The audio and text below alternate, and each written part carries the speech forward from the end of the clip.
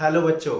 तो आज हम शुरू करने जा रहे हैं एक बहुत ही इंपॉर्टेंट और बहुत ही इंटरेस्टिंग टॉपिक जिसका नाम है सेंटर ऑफ मास। जिसका नाम क्या है? सेंटर ऑफ मास। बहुत ही इंपॉर्टेंस है इसकी, बहुत इंपॉर्टेंट टॉपिक है, स्पेशली रोटेशनल मोशन या फिर कहो रिजिड बॉडी डायनेमिक्स के लिए बहुत ही ज्यादा इंपॉर्टेंट है सेंटर ऑफ मास। बहुत अच्छे से समझना, एक एक चीज अच्छे से समझना, कैसे हम सेंटर ऑफ मास को निकालते हैं। डिटेल एनालिसिस करेंगे हम सेंटर ऑफ मास सीरीज में, कैसे हम सेंटर ऑफ मास निकालते हैं, मोशन ऑफ सेंटर ऑफ मास, क्या सिग्निफिकेंस है सेंटर ऑफ मास का, सेंटर ऑफ मास हमें बताता क्या है, ये सारी चीजें हम पढ़ने वाले हैं। अच्छा एक बात बताओ बच्चों, वर्क पावर एनर्जी में मैंने पोटेंशियल एनर्जी निकलवाई होगी रॉड की, कि रॉड सरफेस पर ऐसे खड़ी हुई है, उसकी पोटेंशियल एनर्जी आई थी mgl/2, अगर मैंने यहां पर जीरो ले ली थी तो पोटेंशियल एनर्जी आई थी बच्चों mg/l/2। mgl/2 मतलब mg/l/2,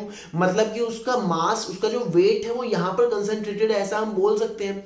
तो सेंटर ऑफ मास की जो बेसिक डेफिनेशन है, फिजिकल सिग्निफिकेंस क्या है वो भी पता चलेगा आपको। डेफिनेशन मैं आपको बता देता हूं जो बुक में लिखी हुई थी, bookish definition. Centre of mass is the point inside or outside, outside भी समझ में आएगा अभी आपको, inside or outside the body where the whole mass of the body is suppose to be concentrated. Clear है? तो सेंटर ऑफ मास क्या है? सेंटर ऑफ मास क्या है? वह पॉइंट है बॉडी में या बॉडी के बाहर।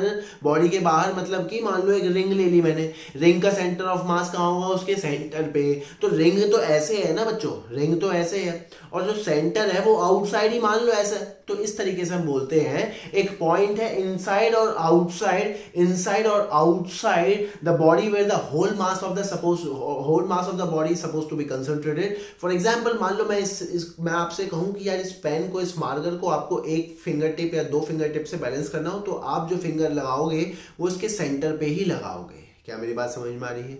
क्लियर है? इधर या इधर नहीं लगाओगे। क्यों? क्योंकि इसका होल वेट, इसका whole mass of the body is concentrated here.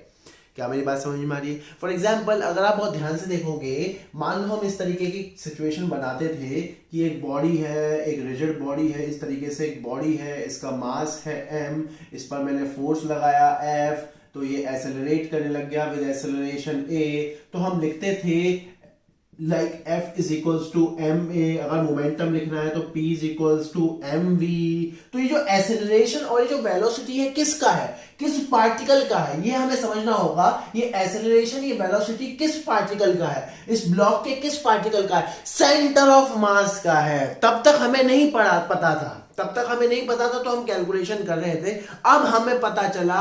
देखो ये क्वेश्चन उठ सकता है कि यार इसमें तो infinite number of small small particle है, क्योंकि F is equals to m में न्यूटन साहब का ये जो सिद्धांत है वो सिर्फ और सिर्फ किस पर एप्लीकेबल है? पॉइंट मासेस पर। अब ये तो पॉइंट मासेस नहीं है ना, तो यहां पर जो A होता है बच्चों, ध्यान रखना, वो किसका होता है? एक्सेलरेशन ऑफ सेंटर ऑफ मास। यहां पर जो B होता है वो किसका होता है? वेलोसिटी ऑफ सेंटर ऑफ मास। मतलब कि जब हम होल बॉडी के साथ डील करते हैं तो हम क्या देखते हैं? किसका एक्सेलरेशन देखते हैं? सेंटर ऑफ मास का।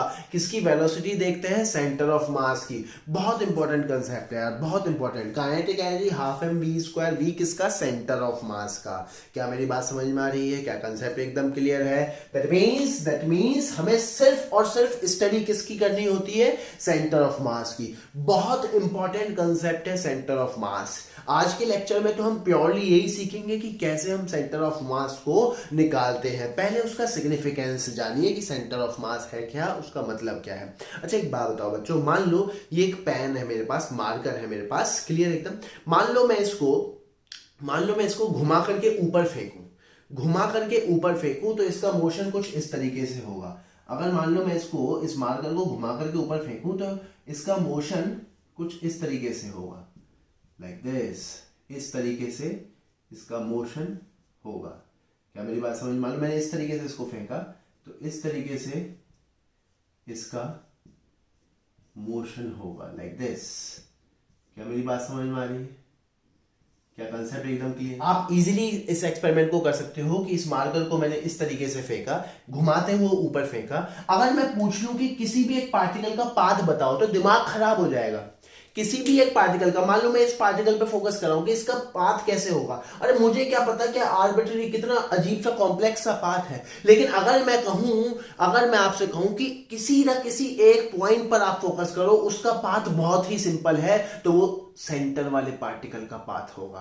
क्यों? क्योंकि इसका सेंटर वाला पार्टिकल सिर्फ और सिर्फ क्या कर रहा है, स्ट्रेट लाइन। अगर आप इसको इजीली एक्सपेरिमेंट परफॉर्म करोगे तो जो सेंटर वाला पार्टिकल है, मतलब इसका सेंटर ऑफ मास है, वो क्या कर रहा है, सीधा स्ट्रेट जा रहा है, स्ट्रेट लाइन। इवन अगर मान लो मैं इसको किसी एंगल पे फेंकूं, मान लो इस तरीके से मैं इसको फेंकूं तो ये ऐसे घूमते हुए जाएगा। मान लो मैं इसको एंगल पे फेंकूं तो कुछ इस तरीके से ही जाएगा, लाइक दिस। मान लो मैंने इसको ऐसे फेंका तो ये कुछ इस तरीके से घूमता हुआ जाएगा, लाइक दिस। और मैं किसी भी एक पार्टिकल का पाथ पूछ लूं तो बहुत ही कॉम्प्लिकेटेड पाथ होने वाला है। लेकिन अगर मैं एक स्पेसिफिक पार्टिकल जो कि सेंटर पर है, सेंटर ऑफ मास का पाथ पूछूं तो वो क्या होगा बच्चों, इस पैराबोला। वो क्या होगा, पैराबोला। बहुत ही सिंपल। क्या मेरी बात समझ में आ रही है? क्या कंसेप्ट एकदम क्लियर है? दैट मीन्स सेंटर ऑफ मास वो पॉइंट है, सेंटर ऑफ मास वो पॉइंट होता है जिसका पाथ बहुत ही सिंपल होता है, मतलब या तो स्ट्रेट या फिर parabolic if force is constant. ये वही बात है ना बच्चों, एक मान लो एक बॉल ले लूं मैं, एक छोटा सा पॉइंट पार्टिकल ले लूं, उसको ऊपर उछाल दूं, क्योंकि पॉइंट पार्टिकल, एक छोटा सा पॉइंट पार्टिकल अपने आप में एक सेंटर ऑफ मास है, उसका क्या सेंटर ऑफ मास है, वो ऊपर उछाल दूं तो वैसे स्ट्रेट जाएगा और फिर नीचे आ जाएगा। क्या मेरी बात समझ में आ रही? उसको मैं एंगल पे फेंक दूं तो वो ऐसे पैराबोलिक पाथ करेगा। अगर फोर्स कांस्टेंट लग रही होती है तो दो ही पाथ होते हैं पार्टिकल के, आइदर स्ट्रेट लाइन और पैराबोलिक। क्या मेरी बात समझ में आ रही है? दैट मींस ये जो F इक्वल्स टू ma है, ये एक इसका होता है सेंटर ऑफ मास का, इसको समझ लेना, एक इसका होता है सेंटर ऑफ मास का, मतलब इसका सेंटर ऑफ मास बिल्कुल स्ट्रेट लाइन, इसका centre of mass straight line, इसका सेंटर ऑफ मास पैराबोलिक, एकदम पैराबोलिक, इसका सेंटर ऑफ मास पैराबोलिक। क्या मेरी बात समझ में आ रही है? क्या कंसेप्ट एकदम क्लियर है? क्या आपको सेंटर ऑफ मास की इंपॉर्टेंस समझ में आ रही है? मतलब सेंटर ऑफ मास की इंपॉर्टेंस क्या है? सेंटर ऑफ मास वह पॉइंट है बॉडी में जिसका पाथ बहुत ही सिंपल होता है। अगर कांस्टेंट फोर्स लग रही हो तो उसका पाथ या तो स्ट्रेट लाइन या पैराबोलिक होता है। क्या मेरी बात समझ में आ रही है? क्या कंसेप्ट एकदम क्लियर है? अब देखो बच्चों, मैंने आपसे कहा कि मान लो मैं इसको घुमाकर कैसे ऊपर फेंकूं, मैं किसी भी एक पार्टिकल के बारे में बात करूं तो आप नहीं कर पाओगे, लेकिन सेंटर ऑफ मास के बारे में बात करूं तो आप बात कर पाओगे, सर स्ट्रेट लाइन जा रहा है।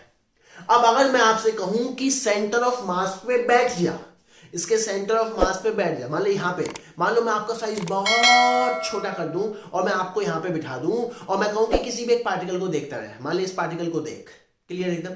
तो जब आप यहां पे बैठ गए हो, अब आप इसको देख रहे हो तो आपके लिए तो ये सिर्फ घूम ही रहा है, नहीं बात समझ में आ रही? आपके लिए तो ये वाला पार्टिकल सिर्फ घूम ही रहा है, अगर ये ऊपर जा रहा है तो आपको तो पता नहीं चलेगा।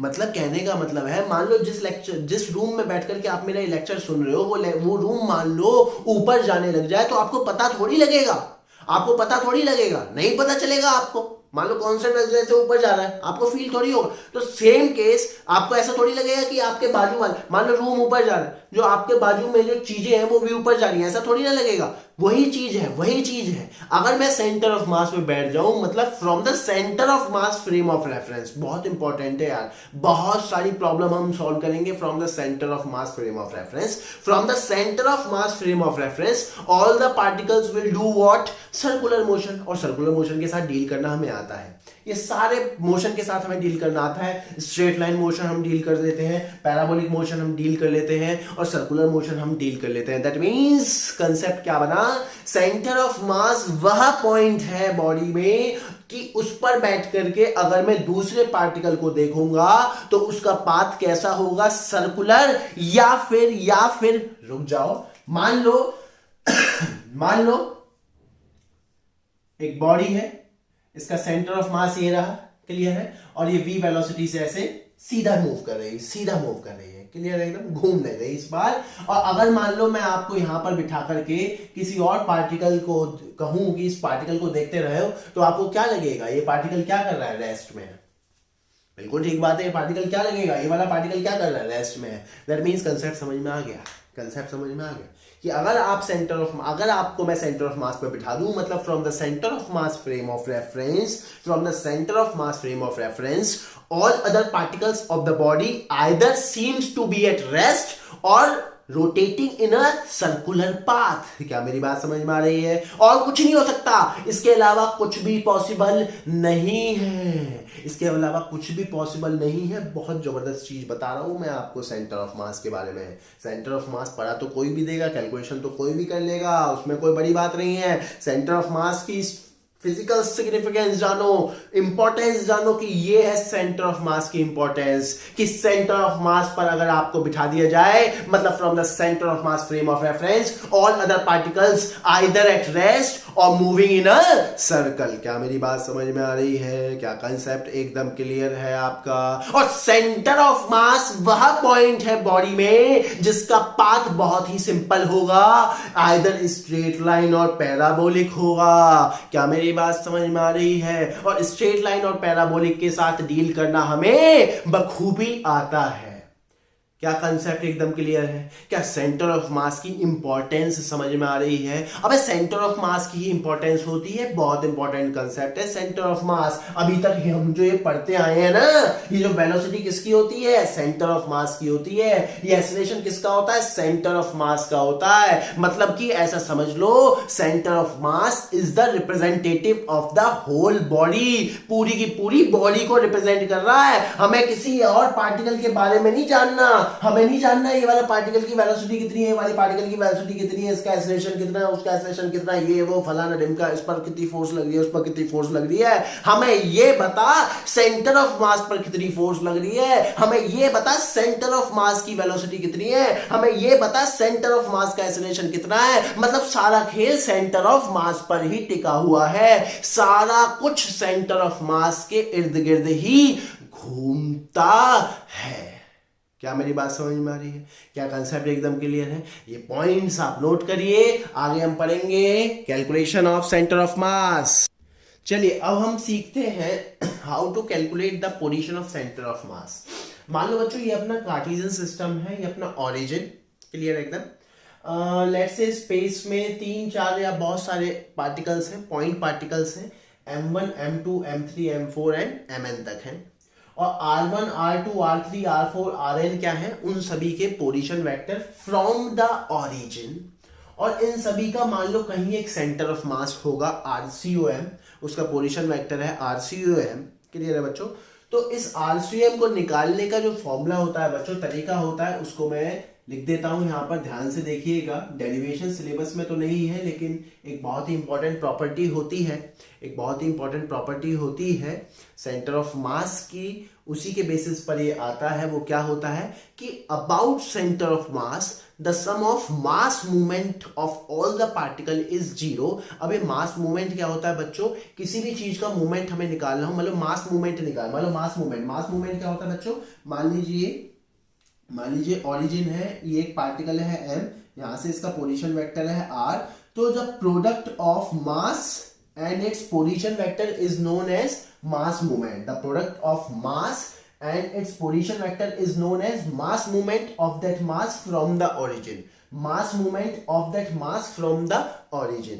Even not mass movement, ऐसे ही फोर्स मूवमेंट, ऐसे ही मूवमेंट ऑफ लीनियर मोमेंटम, ये सब हम पढ़ते जाएंगे इस चैप्टर में, क्लियर एकदम।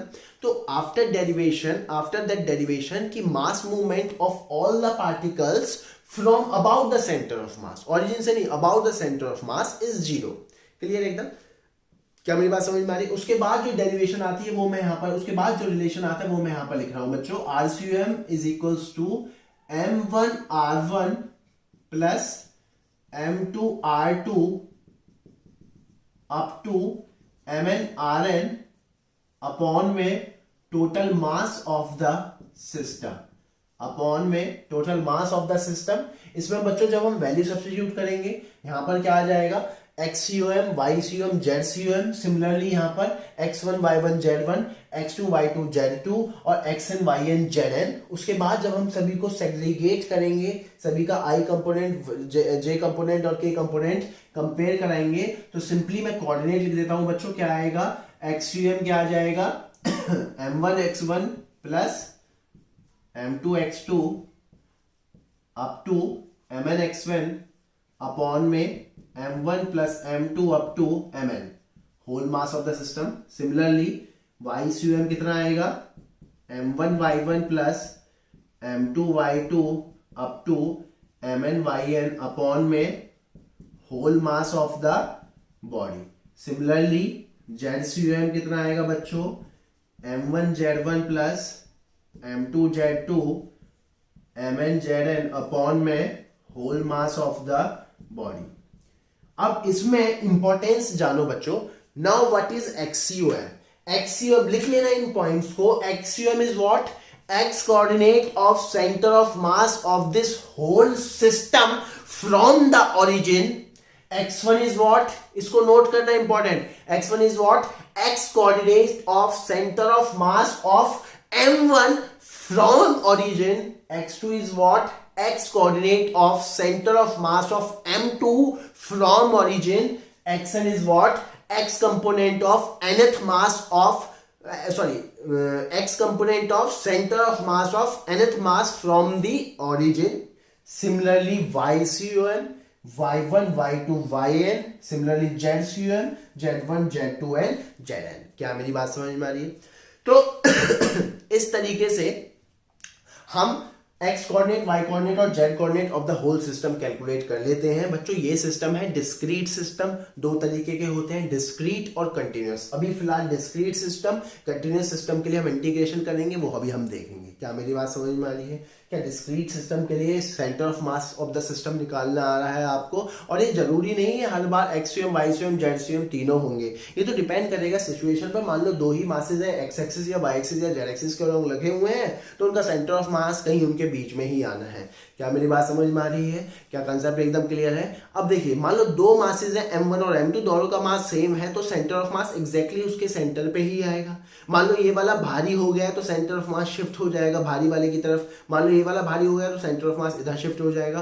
कहने का मतलब है, आप समझ गए हैं कि सेंटर ऑफ मास में सेंटर वर्ड आ तो रहा है, लेकिन ऐसा कोई लॉजिक नहीं है कि सेंटर ऑफ मास हमेशा सेंटर पे ही आएगा। सेंटर ऑफ मास हमेशा सेंटर पे तभी होगा सिर्फ और सिर्फ जब क्या होगा, mass is uniformly distributed. Mass is uniformly distributed. In case of non uniform distribution of mass, centre of mass always lie towards the heavier portion। center of mass always lie towards the heavier portion, जहां पर मास का distribution ज्यादा है। क्या मेरी बात समझ में आ रही है? क्या ये तीनों एक्सप्रेशन आपको क्लियर है?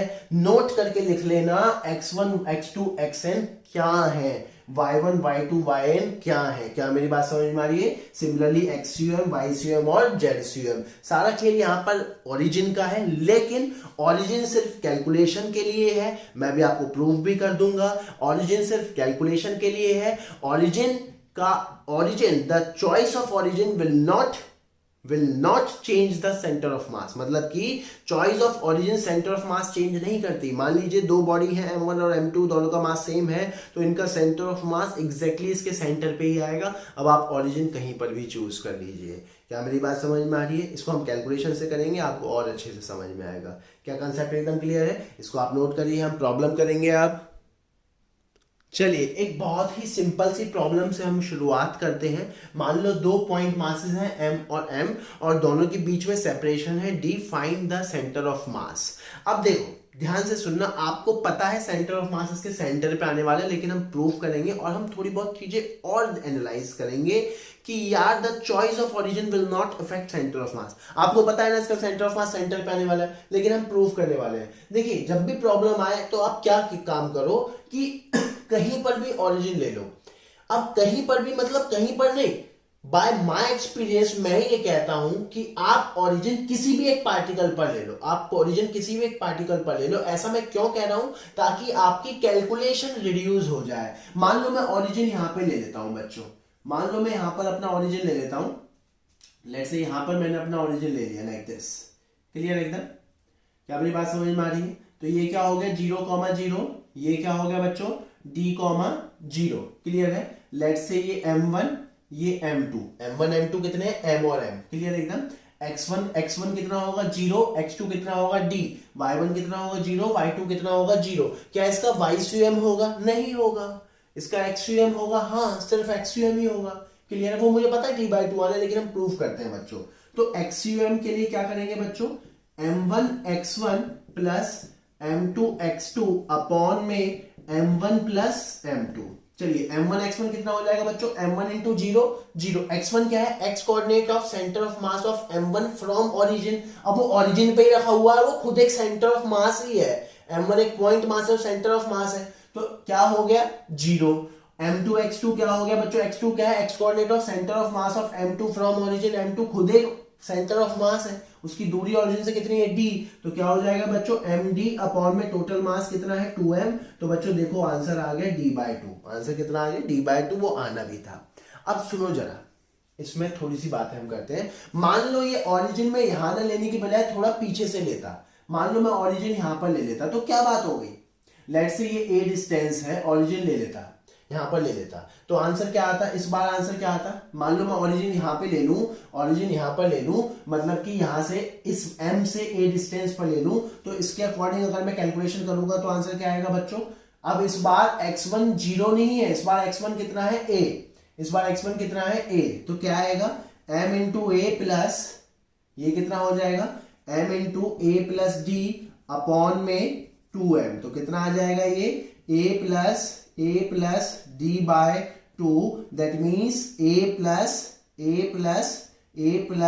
d/2, तो एक्सयूएम कितना आ गया a प्लस d/2। अब a प्लस d/2 यहां पर होगा तो यहीं, क्लियर एकदम, तो एक्सयूएम यहीं पे ही आ रहा है, मतलब यहां से आप कैलकुलेट करोगे तो यहां पे आ रहा है, यहां से आप कैलकुलेट करोगे तो भी यहां पे आ रहा है, दैट मीन्स हमें समझ में आ गया क्या position of centre of mass will change via changing the origin? No centre of मास की पोजीशन ओरिजिन पर डिपेंड नहीं कर रही। क्या calculation of centre of mass will change, वो तो कॉमन सेंस है, वो चेंज हो जाएगी यार, जब आपने ओरिजिन यहां मान लिया तो कैलकुलेशन तो चेंज हो जाएगी ना यार। लेकिन फिजिकल सिग्निफिकेंस मतलब कि यहां से मान लो मैं ये कहूं कि किसी एक पार्टिकल से बताओ सेंटर ऑफ मास की पोजीशन, ओरिजिन से तो यहां पर आ रही है a प्लस d/2, अगर इस पार्टिकल से कहूंगा तो a plus d/2 minus a which is d/2। क्या मेरी बात समझ में आ रही है? मतलब कि real meaning of centre of mass is not going to change by changing the origin. Yes, its calculation will change. क्या मेरी बात समझ में आ रही है? यहां से निकाला तो d/2 आ रहा है, यहां से निकाला तो a प्लस d/2 आ रहा है। अब लेकिन फिजिकल सिग्निफिकेंस तो यही है ना, यहीं पे ही आ रहा है, इस मास से तो d/2 पे ही आ रहा है। दैट मीन्स आप समझ गए कि जो पोजीशन चॉइस ऑफ ओरिजिन है वो सिर्फ आपकी खामाखा की कैलकुलेशन को बढ़ाएगा। फिजिकल सिग्निफिकेंस यही है। तो सबसे बढ़िया तरीका क्या है कि किसी भी एक पार्टिकल पर ओरिजिन अपना मान लो। क्या मेरी बात समझ में आ रही है? क्या कंसेप्ट एकदम क्लियर है? अब जरा इसको हम जनरलाइज करते हैं टू बॉडी प्रॉब्लम को, क्योंकि टू बॉडी प्रॉब्लम बहुत इंपॉर्टेंट है बच्चों। देखो, मान लो दो मासेस में ले लेता हूं m1 और m2। दो मासेस मैंने ले लिए, पॉइंट मासेस हैं m1 और m2, और दोनों के बीच की दूरी है लेट्स से r। क्लियर है? अब इसका सेंटर ऑफ मास होगा तो कहीं इसके बीच में ही ना, एग्जैक्टली बीच में होगा ऐसा तो जरूरी नहीं है, क्योंकि एग्जैक्टली बीच में तो तभी होगा जब m1 बराबर m2 होगा। क्लियर है? लेट्स से यहां पर है इसका सेंटर ऑफ मास xum। मान लो m1 से या ओरिजिन से उसकी दूरी है r1, तो यहां से इसकी दूरी कितनी होगी बच्चों? यहां से इसकी दूरी कितनी होगी? r minus r1। क्या मेरी बात समझ में आ रही है? r minus r1। क्या ये लॉजिक आपको क्लियर हो रहा है? अब जरा हम फॉर्मूले में पुट करते हैं, कोई दिक्कत नहीं है। एक्सयूएम क्या आएगा बच्चों? कुछ रिजल्ट निकालेंगे, m1x1 plus m2x2 upon M m1 plus m2। यहां पर एक्सयूएम क्या है बच्चों?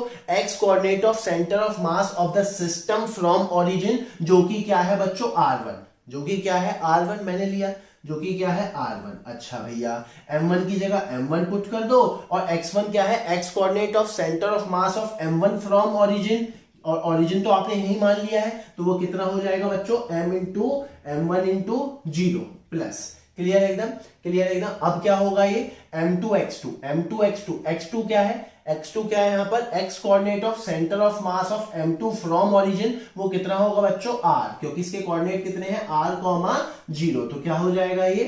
m2 into r upon M m1 plus m2। क्या मेरी बात समझ में आ रही है?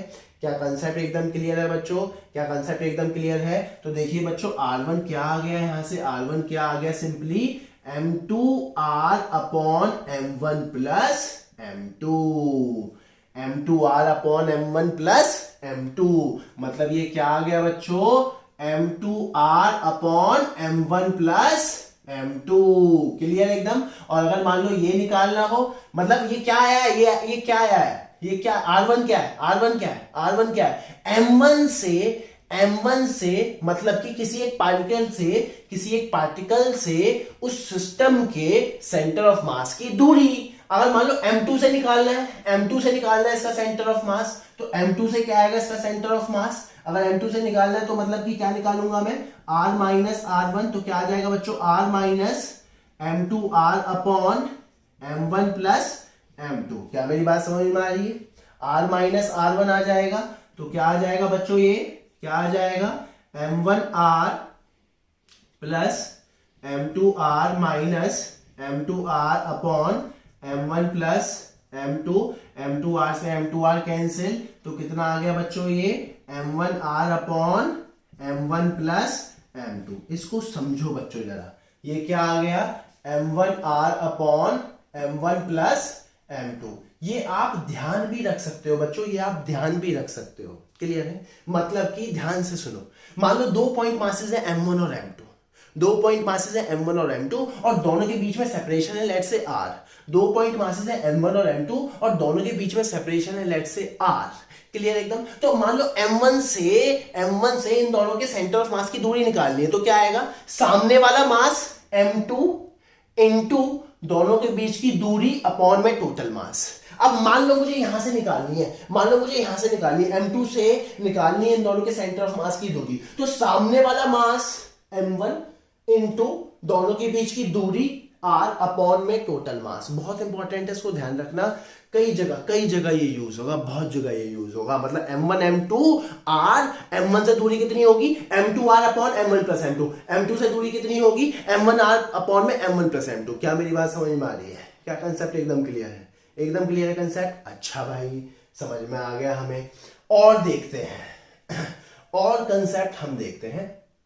अच्छा एक बात बताओ, सीधी सी बात, बहुत ही सिंपल सोबर सी बात, अगर मैं करूं आपसे तो वो क्या होगी? मान लो मैं यहीं से कहीं से भी कैलकुलेशन कर सकते हैं। मान लो यहीं से ही मैं एक छोटी सी कैलकुलेशन करूं, यहां पर एक छोटी सी सिंपल सी कैलकुलेशन, लेकिन बहुत इंपॉर्टेंट होगी यहां से। इसको मान लो मैं इधर ले जाता हूं, तो क्या बन जाएगा?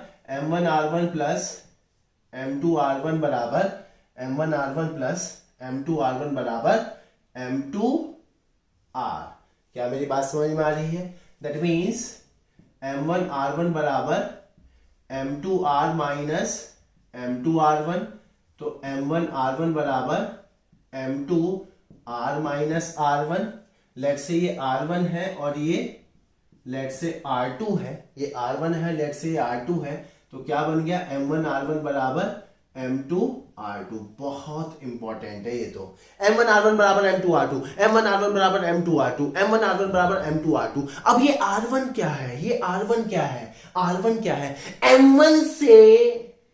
M1 से centre of mass of M1 और M2 की दूरी। और ये R2 क्या है? M2 से centre of mass of two bodies M1 M2 की दूरी। मतलब M1R1 बराबर M2R2। मतलब कि R is inversely proportional to M। और यही आपको बताता है, बहुत इंपॉर्टेंट है, बहुत जगह यूज करूंगा ये, बहुत इंपॉर्टेंट है, और यही आपको बताता है कि position of centre of mass always lie towards the heavier particle. जिसका मास ज्यादा, उससे सेंटर ऑफ मास की दूरी कम। मतलब कि centre of mass always lie towards the heavier mass. क्या मेरी बात समझ में आ रही है? टू बॉडी सिस्टम बहुत इंपॉर्टेंट होता है, ये सारे रिजल्ट आपको ध्यान रखने हैं टू बॉडी सिस्टम के। M1R1 बराबर M2R2, और R1R2 क्या है, position of centre of mass of the system from the M1, और R2 क्या है, position of centre of mass of the system from the M2। M1R1 बराबर M2R2। क्या मेरी बात समझ में आ रही है? क्या कंसेप्ट एकदम क्लियर है? सारी प्रॉब्लम एकदम क्लियर है? इनको आप नोट करिए, आगे बढ़ेंगे। चलिए कुछ प्रॉब्लम करते हैं बच्चों। मान लो ये सिंपल सी प्रॉब्लम अब हम करते हैं। मान लीजिए दो मासेस हैं m और 2m, दोनों के बीच की दूरी है d, find the position of centre of मास। अब दो बॉडी सिस्टम है, हमें मालूम है, मान लो मैं यहाँ से कैलकुलेशन करता हूँ सेंटर ऑफ मास की, मान लो m से कैलकुलेशन करता हूँ, आपको मालूम है सेंटर ऑफ मास थोड़ा सा यहाँ पर होगा, क्लियर एकदम, सेंटर ऑफ मास मान लो थोड़ा सा यहाँ पर होगा, और मान लो m से उसकी दूरी है लेट से r, m से उसकी दूरी है r, तो ये r कैसे निकलेगा, r या r1, ये r1 कैसे निकलता है बच्चों, m से निकालना है तो इन 2m मतलब m2 upon M total distance upon M total mass of the system, तो डायरेक्ट क्या आ गया बच्चों 2d/3, यहां से है 2d/3, तो यहां से कितना होगा बच्चों d/3। क्या मेरी बात समझ में आ रही है? देखिए कितना इजी हो गया है, कितना इजी हो गया। बाकी आपको कोऑर्डिनेट लेके करना है, आप उससे भी कर सकते हो। चलिए एक अच्छी प्रॉब्लम करते हैं हम यहाँ पर। मान लो दो बॉडी है 2 kg 4 kg, दोनों के बीच की दूरी है 4 मीटर, दोनों के बीच की दूरी कितनी है 4 मीटर। नाउ कहीं ना कहीं सेंटर ऑफ मास भी होगा, कहीं ना कहीं सेंटर ऑफ मास भी होगा।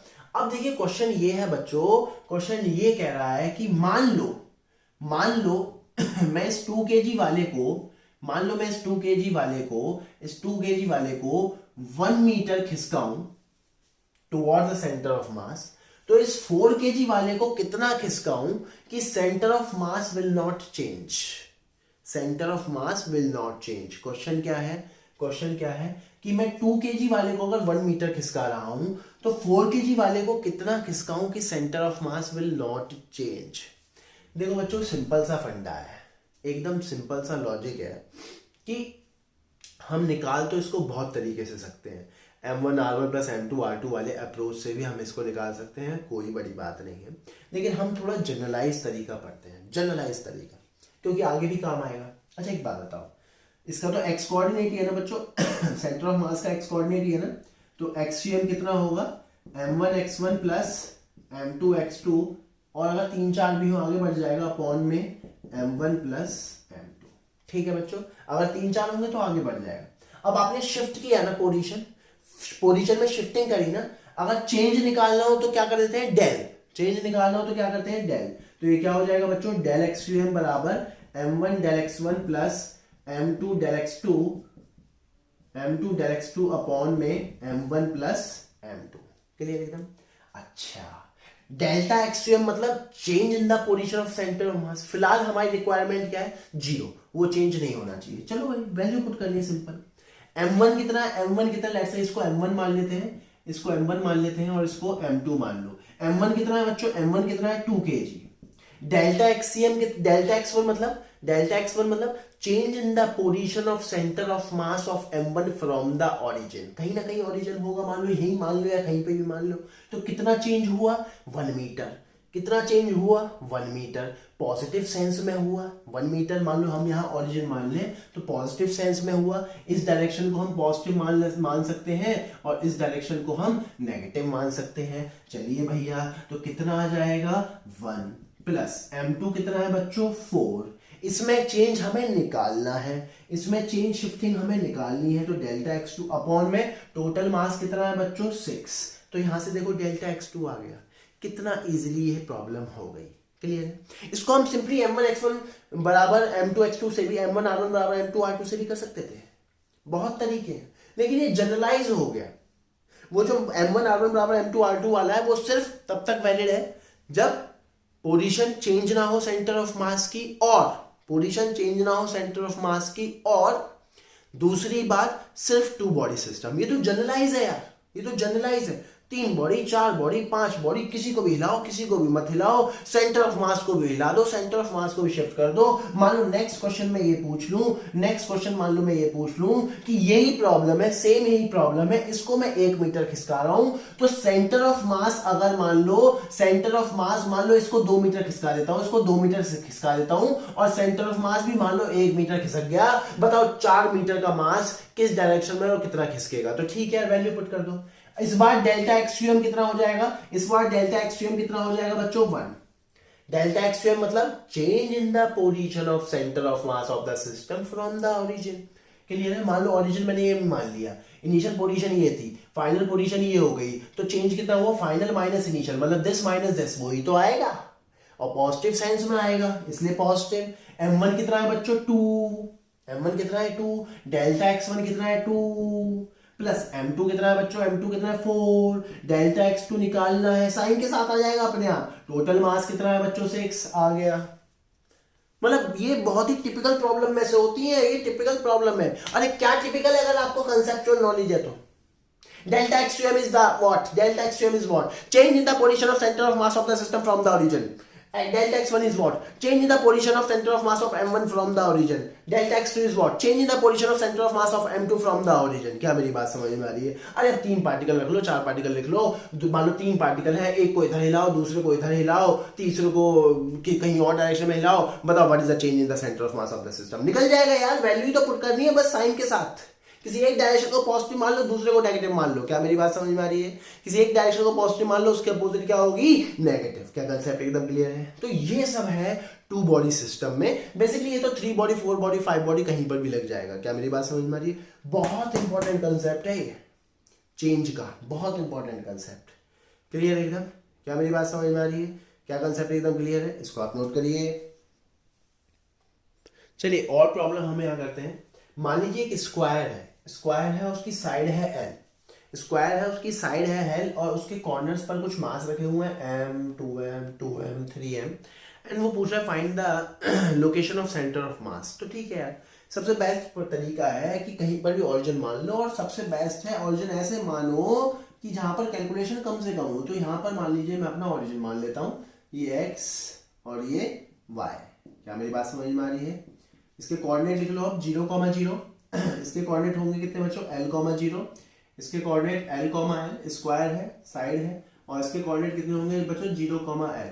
इसका एक्सयूएम भी होगा और वाईसीएम भी होगा, इसका एक्सयूएम भी होगा और वाईसीएम भी होगा। चलिए एक्सयूएम के लिए फॉर्मूला लगाएंगे, डायरेक्ट लिखूंगा m1 x1 plus m2 x2 plus m3 x3 plus m4 x4 upon M total mass of the system. यहाँ से m1 लेना शुरू करेंगे, m1 m2 m3 m4। चलिए m1 x1 कितना हो जाएगा, 0। देखिए कैलकुलेशन रिड्यूस हो रही है। m1 x1 कितना हो जाएगा, 0। m2 x2 कितना हो जाएगा, 2m into l। m2 x2 कितना हो जाएगा, 2m into l। m3 x3 कितना हो जाएगा, 3m इंटू l।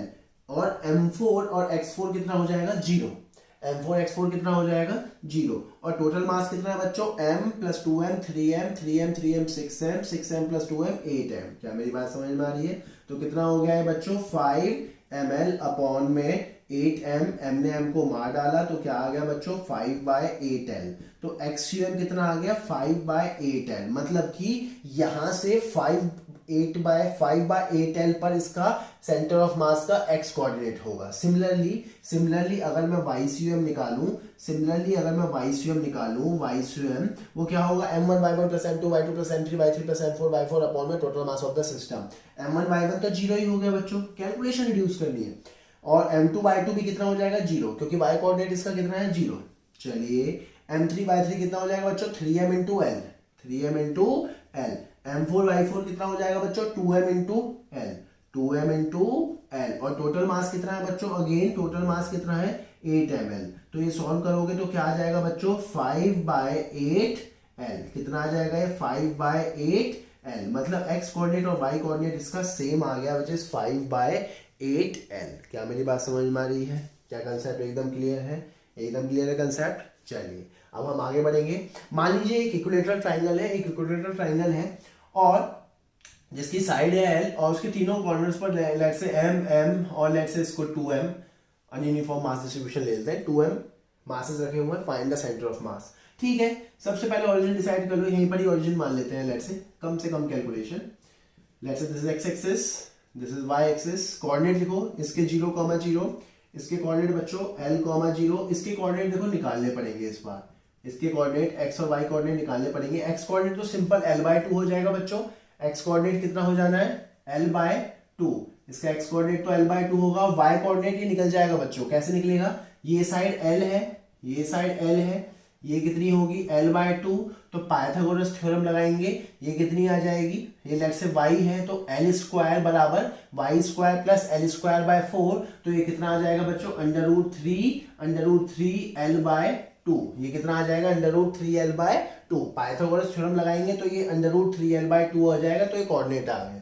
चलिए एक्सियम के लिए डायरेक्ट लिखूंगा, एक्सियम के लिए m1 x1 plus m2 x2 plus m3 x3 upon M total मास, m1 x1 कितना हो जाएगा बच्चों 0, m1 x1 कितना हो जाएगा 0, m2 x2 कितना हो जाएगा बच्चों ml प्लस m3 x3 कितना हो जाएगा बच्चों 2m into L/2, 2m into L/2 upon M total मास कितना हो जाएगा बच्चों m plus 2m that means 4m, तो कितना हो जाएगा बच्चों ये कितना हो जाएगा ये 2ml अपॉन में 4m दैट मीन्स L/2। तो इसका x कोऑर्डिनेट कितना आ गया सेंटर ऑफ मास का फ्रॉम द ओरिजिन, इसका x कोऑर्डिनेट कितना आ गया L/2 पर। क्या मेरी बात समझ में आ रही है, मतलब इसका सेंटर ऑफ मास कहीं इस लाइन पर लाई करेगा, क्योंकि जो भी YCM आएगा तो कोऑर्डिनेट कहीं ना कहीं यही होगा। क्लियर एकदम। चलो YCM के लिए अगेन m1y1 0 बच्चों प्लस m2y2 भी कितना हो गया बच्चों 0, क्योंकि y2 0 है, m3y3 कितना हो जाएगा बच्चों 2m into √3 L/2 upon M total मास कितना है बच्चों 4m, तो कितना आ गया ये कितना आ गया m से m कैंसिल, तो कितना आ गया √3 L/4, तो YCM कितना आ गया √3 L/4, मतलब कि कहीं यहां पर। क्लियर एकदम, कहीं यहां पर इसका सेंटर ऑफ मास होगा सिस्टम का। क्या मेरी बात समझ में आ रही है कि आपको डिस्क्रीट मासेस के लिए सेंटर ऑफ मास निकालना आ रहा है। क्लियर एकदम, इसको आप नोट करिए, अभी 3D प्रॉब्लम भी करेंगे हम सिंपल तरीके से। चलिए अब हम कुछ 3 डायमेंशनल प्रॉब्लम करते हैं, इसमें हमें थोड़ा दिमाग भी लगाना होगा। मान लो बच्चों एक क्यूब है जिसकी साइड है A।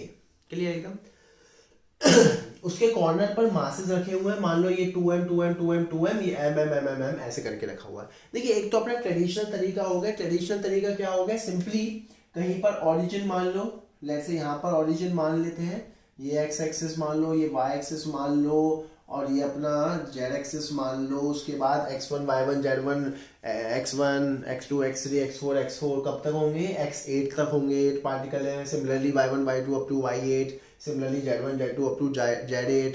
लेकिन इतनी कैलकुलेशन कौन करेगा, बहुत लंबा हो जाएगा, बहुत ही ज़्यादा लंबा, बहुत ही ज़्यादा टाइम टेकिंग हो जाएगा। लेकिन अगर हम इसको थोड़ा सा दिमाग से करेंगे तो विद इन सेकेंड ये निकलेगा, विद इन सेकेंड ये निकलेगा। क्लियर एकदम, ट्रेडिशनल तरीका तो समझ में आ गया ना। सभी के कोऑर्डिनेट लिखो और फॉर्मूले में वैल्यू पुट करते जाओ, कैलकुलेशन करते जाओ, आंसर आता जाएगा। क्लियर एकदम। अच्छा एक और तरीका मैंने क्या देखा कि बच्चों ये वाली साइड देखो, ये जो है लाइक दिस स्क्वायर ही है, और देखो इसके सभी कॉर्नर पर सेम मास है 2m, तो टोटल मास कितना हो गया 2 2 4 2 3 6 2 4 8 8m। टोटल मास कितना हो गया बच्चों 8m। क्योंकि सभी का मास सेम है इसलिए मैं बोल सकता हूं इस वाली प्लेट का, इस वाले 4 स्क्वायर का सेंटर ऑफ मास एग्जैक्टली इसके सेंटर पे आएगा, मतलब कि यहां से a/2 दूरी पर आने वाला है, मतलब कि यहां से इस वाली साइड से a/2 दूरी पर आने वाला है। क्या मेरी बात समझ में आ रही है, क्या ये पॉइंट समझ में आया कि ये जो यहां पर ऐसे समझो, यहां पर इमेजिन कर लो, यहां पर इमेजिन कर लो, मान लो इस 3D फिगर को मैं यहां पे ले आऊं, ये जो सामने वाली मेरे जो सामने वाली ये वाली मेरे जो सामने वाली स्क्वायर शीट है जिसके सभी कॉर्नर पर सेम मास है 2m, टोटल मास 8m है, तो जो टोटल मास 8m है उसका सिस्टम का, इस पूरे सिस्टम का सेंटर ऑफ मास एग्जैक्टली इसके सेंटर पे होगा, एग्जैक्टली इसके सेंटर पे होगा। ऐसा क्यों बोल दिया, सेम मास डिस्ट्रीब्यूशन से। सेम केस अब जो इसके सामने वाली एग्जैक्टली ये वाली जो ये वाली जो स्क्वायर शीट है जिस पर मास इस बार mm है और इसका टोटल मास 4m है, इसका भी सेंटर ऑफ मास एग्जैक्टली इसके सेंटर पे होगा, मतलब कि यहां से a/2 दूरी पर होगा। अब देखो मैंने इसको इस कॉम्प्लेक्स सिस्टम को 2 मास सिस्टम में कन्वर्ट कर दिया, इसलिए मैंने कहा था 2 मास सिस्टम बहुत इंपॉर्टेंट है। एक ये वाला मास जिसका मास कितना है 8m और एक ये वाला मास जिसका मास कितना है 4m और इन दोनों के बीच की दूरी कितनी है a। इन दोनों के देखिए कितना खूबसूरत डिजाइन सा बना है, कितनी खूबसूरत चीज बनी है कि ये पूरे कॉम्प्लिकेटेड सिस्टम को मैंने कितू सा कन्वर्ट कर दिया, सिंपल सा। क्लियर एकदम। इसका टोटल मास 8m और कहां पर लाई करेगा वो एग्जैक्टली इसके सेंटर पे। इसका टोटल मास 4m और लोकेशन क्या होगी एग्जैक्टली इसके सेंटर पे। अब ये तो सिंपल एक फॉर्मूला, एक बहुत ही सिंपल सा कंसेप्ट बन गया कि यार 2 मासेस हैं 8m और 4m, दोनों के बीच की दूरी है a। इसका सेंटर ऑफ मास देखो कहीं 8m के पास ही होगा। मान लो ये डिस्टेंस आपको निकालना है, let's say this distance let's say r, ये आपको निकालना है तो कैसे निकलता है, सामने वाला mass 4m into complete length upon M total mass which is 12m। तो ये क्या आ रहा है बच्चों, ये क्या आ रहा है a/3। कितना आ गया a/3, मतलब कि यहां से a/3 की दूरी पर, यहां से a/3 की दूरी पर इस पूरे के पूरे सिस्टम का सेंटर ऑफ मास होगा। कितना इजीली निकल गया, मतलब यहां से a/2 ऊपर और यहां से a/3 आगे। अब कहीं से भी पूछ ले वो सेंटर ऑफ मास मैं बता दूंगा। देखिए कितने जबरदस्त, कितना कॉम्प्लिकेटेड सी सिचुएशन थी और कितना इजी मैंने उसको कर दिया। एक्स कोऑर्डिनेट भी पता चल गया, वाई कोऑर्डिनेट भी पता, मान लो ओरिजिन ये है, एक्स कोऑर्डिनेट भी इसका पता चल गया, वाई कोऑर्डिनेट भी पता चल गया और जेड कोऑर्डिनेट भी पता चल गया। क्या मेरी बात समझ में आ रही है, क्या कंसेप्ट एकदम क्लियर है, सब कुछ तो पता चल गया यार। ये दूरी है, इस पॉइंट, ये पॉइंट कहीं, अब मान लो ये ऐसे है, ये पॉइंट कहीं यहां होगा, मतलब कि ओरिजिन से a/2 ऊपर और ओरिजिन से ही a/2 इधर। ऊपर मतलब y कोऑर्डिनेट, इधर मतलब z कोऑर्डिनेट और x कोऑर्डिनेट तो अभी भी निकाला a/3। क्या मेरी बात समझ में आ रही है। तो एक्सियम कितना होगा a/3, ycm कितना होगा a/2 और zcm कितना होगा a/2। क्या मेरी बात समझ में आ रही है, कितना इजीली हो गया, कितना इजीली हो गया। क्लियर एकदम। एक ये और करते हैं, ये और करते हैं। अब देखिए ये तो ट्रेडिशनल मेथड में होना ही नहीं है। मान लो एक स्क्वायर शीट है जिसकी साइड कितनी है a, उसके सभी कॉर्नर पर mm मास रखा हुआ है और स्क्वायर के सेंटर से ऐसे पिरामिड टाइप बना दिया। स्क्वायर के सेंटर से एग्जैक्टली परपेंडिकुलरली a ही दूरी पर OP, a ही दूरी पर एक और मास रखा हुआ है m, find the centre of mass of the system. अब ट्रेडिशनल मेथड से भी नहीं कर सकते इसको यार, ओरिजिन लेंगे, पता नहीं कैलकुलेशन कैसे होगी। क्लियर एकदम। तो सिंपल यार, मैंने क्या सोचा, इस स्क्वायर का सेंटर ऑफ मास तो इसके सेंटर पे ही होगा ना, और टोटल मास कितना होगा 4m, टोटल मास कितना होगा 4m। अब देखो मैंने तो 2 बॉडी सिस्टम में कन्वर्ट कर लिया इसको, ये 4m और ये m, दोनों के बीच की दूरी a, इसका सेंटर ऑफ मास कहीं यहां होगा, लेट से r, और r कैसे निकलेगा, सामने वाला mass upon M total length into total mass. तो कितना आ गया a/5, मतलब कि यहां से a/5 की दूरी पर इस पूरे सिस्टम का ही सेंटर ऑफ मास होगा। देखिए कितना इजी है, कितना इजी है अगर आपको कंसेप्चुअल नॉलेज है तो। क्लियर एकदम। इसको आप नोट डाउन करिए।